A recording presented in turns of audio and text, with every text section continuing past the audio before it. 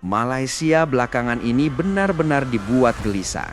Bukan karena isu politik yang memanas, bukan pula karena tekanan ekonomi global yang sering kali datang silih berganti. Kali ini, sumber kegelisahan itu datang dari arah yang tidak banyak diprediksi sebelumnya, dari jalanan.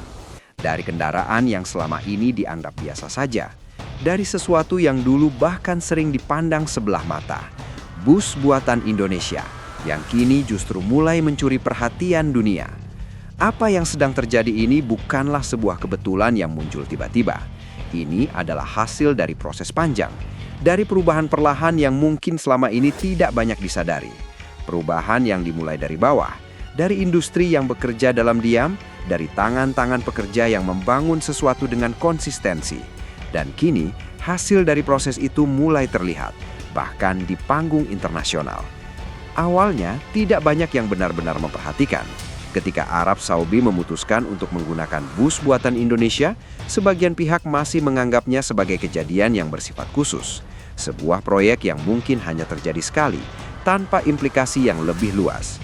Negara dengan standar tinggi dan kemampuan finansial besar seperti Arab Saudi tentu memiliki banyak pilihan.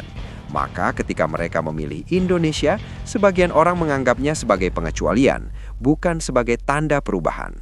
Namun, waktu berjalan, dan apa yang sebelumnya dianggap sebagai pengecualian mulai menunjukkan pola. Ketika Fiji, sebuah negara kepulauan di Pasifik Selatan, mengambil langkah serupa, narasi itu berubah. Fiji bukan sekadar negara kecil yang bisa diabaikan.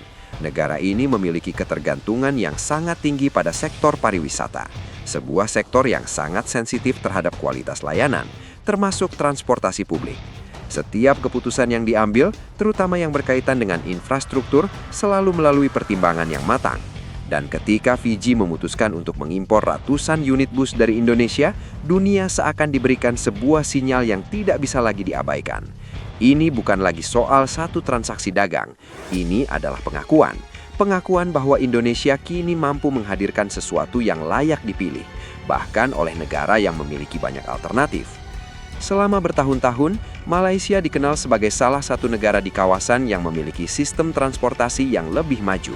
Dengan mengandalkan teknologi dari negara-negara industri seperti Jepang dan Eropa, Malaysia membangun citra sebagai negara yang berada satu langkah di depan dalam hal infrastruktur transportasi. Sementara itu, Indonesia seringkali dipandang sebagai pasar besar, dengan berbagai tantangan klasik, mulai dari kemacetan hingga kualitas transportasi publik yang belum merata. Namun kini, realitas itu mulai bergeser. Indonesia tidak lagi sekadar menjadi konsumen teknologi. Indonesia mulai menunjukkan dirinya sebagai produsen yang mampu menciptakan solusi. Dan bukan sekadar solusi biasa, melainkan solusi yang relevan, adaptif, dan sesuai dengan kebutuhan pasar. Di titik inilah, rasa panas itu mulai muncul. Bukan sekadar iri, tetapi lebih kepada kesadaran bahwa posisi yang selama ini terasa aman, kini mulai terancam. Dunia tidak lagi melihat Indonesia dengan cara yang sama seperti dulu. Ada perubahan persepsi yang mulai terbentuk, dan perubahan itu didorong oleh bukti nyata. Keputusan Fiji untuk memilih bus buatan Indonesia bukanlah langkah yang diambil secara spontan. Ini adalah hasil dari pengamatan panjang dan evaluasi mendalam. Selama bertahun-tahun, Fiji menghadapi berbagai masalah dalam sektor transportasi publik. Armada bus yang menua, biaya perawatan yang terus meningkat, serta kenyamanan yang semakin menurun, menjadi tantangan yang harus dihadapi. Dalam kondisi seperti itu, pilihan paling mudah sebenarnya adalah kembali ke pemasok lama. Negara-negara seperti Australia, Jepang, atau negara-negara Eropa selalu menjadi opsi yang tersedia. Mereka memiliki reputasi yang sudah teruji, teknologi yang mapan, dan pengalaman panjang dalam industri ini. Namun, kali ini Fiji memilih jalur yang berbeda. Mereka melirik Indonesia, sebuah pilihan yang mungkin beberapa tahun lalu tidak akan masuk dalam daftar utama. Namun, dalam satu dekade terakhir, Indonesia menunjukkan perkembangan yang signifikan di sektor manufaktur, khususnya industri kendaraan. Bus-bus buatan Indonesia mulai tampil dalam berbagai pameran internasional. Desainnya semakin modern, kualitasnya semakin meningkat, dan yang paling penting, kemampuannya dalam menyesuaikan kebutuhan pelanggan menjadi keunggulan yang sulit diabaikan. Fiji melihat sesuatu yang mungkin tidak dilihat oleh banyak negara lain sebelumnya. Mereka tidak hanya melihat produk, tetapi juga pendekatan. Indonesia tidak datang dengan paket kaku yang harus diterima apa adanya. Indonesia datang dengan fleksibilitas, dengan kemampuan untuk mendengarkan kebutuhan lalu menerjemahkannya menjadi solusi nyata. Setiap unit bus dapat disesuaikan, kapasitas penumpang dapat diatur sesuai kebutuhan, interior dapat dirancang untuk memberikan kenyamanan maksimal, sistem pendingin udara disesuaikan dengan kondisi iklim tropis.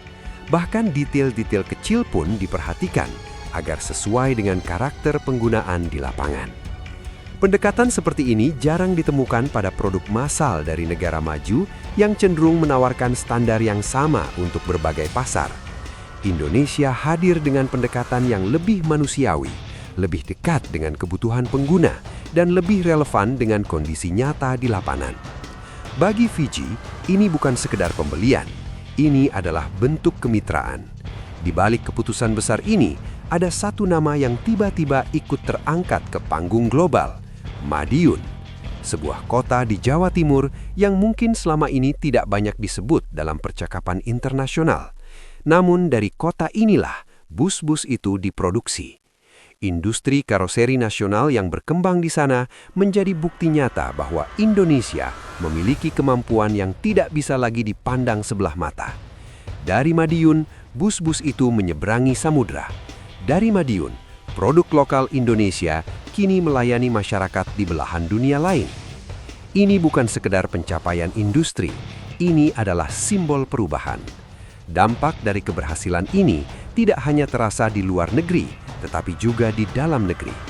Produksi dalam jumlah besar melibatkan ribuan tenaga kerja. Dari proses perakitan hingga penyelesaian akhir, semuanya bergerak dalam satu ekosistem yang saling terhubung. Industri pendukung ikut tumbuh, pemasok bahan baku, produsen komponen, hingga sektor logistik mendapatkan manfaat langsung. Ekspor ini bukan hanya tentang angka penjualan, ini tentang kehidupan yang bergerak, tentang ekonomi yang berputar, tentang kepercayaan diri yang tumbuh. Selama bertahun-tahun, produk lokal seringkali diragukan, bahkan oleh masyarakat Indonesia sendiri. Ada anggapan bahwa kualitas luar negeri selalu lebih baik, bahwa standar internasional sulit dicapai oleh industri dalam negeri.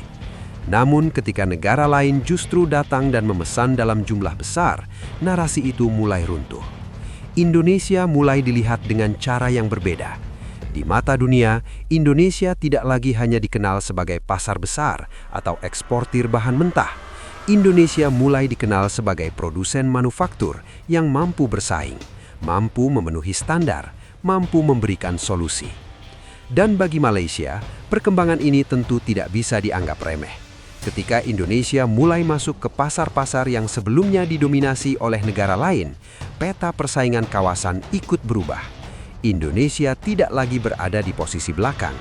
Indonesia mulai berdiri sejajar, bahkan dalam beberapa aspek melangkah lebih cepat.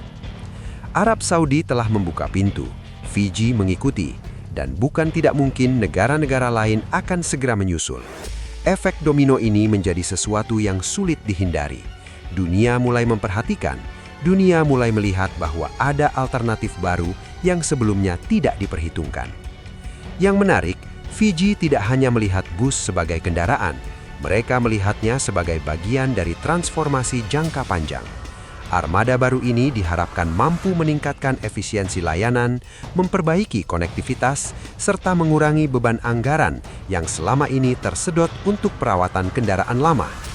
Bagi masyarakat Fiji, kehadiran bus buatan Indonesia membawa harapan baru.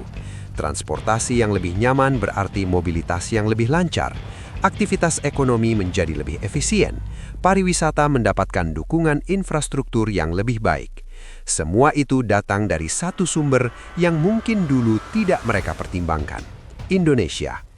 Di tingkat yang lebih luas, keputusan Fiji mengirim pesan yang sangat kuat. Negara kecil tidak harus selalu bergantung pada negara maju untuk membangun infrastrukturnya.